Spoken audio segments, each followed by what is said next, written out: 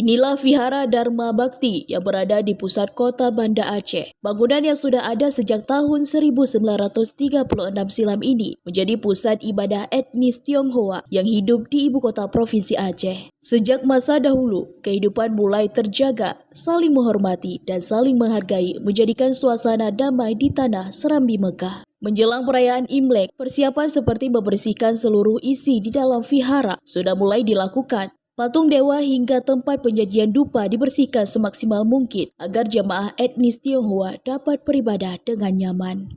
Hari ini kita mulai bersih-bersih wihara menjelang Hari Raya Imlek. Apa aja yang dibersih, Bang? Bersihkan ya rupangnya, atau misalnya patung Buddha, patung dewa, habis itu dupa semualah, altar semuanya kita bersihkan supaya waktu nanti Imlek itu semuanya udah ada kondisi yang bersih. Gimana, Bang, kalau bersih-bersih ini ada susah nggak, Bang, bersihinnya atau bagaimana? Sudah biasa kah atau begitu? Ya memang ini kan agenda rutin tiap tahun ya, setiap menjelang Imlek kita tetap bersihkan. Ya, kalau kesulitan ya namanya ini udah setahun sekali, pasti asap dupanya itu sudah agak tebal. Mungkin itu aja ya, waktu dibersihkan agak lama bersihnya gitu. Ya, karena ini pun bahan dari kuningan kan kita harus gosok semua kan.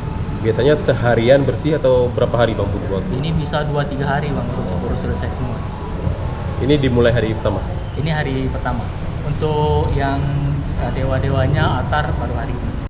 Meskipun Aceh negeri syariat Islam, namun hidup berdampingan dan rukun antar sesama telah tergambarkan sejak ratusan tahun yang lalu. Dengan seperti ini, damai dan tentram tetap terjaga untuk masa depan Aceh di masa yang akan datang. Dari kota Banda Aceh, Munandar melaporkan untuk Puja TV.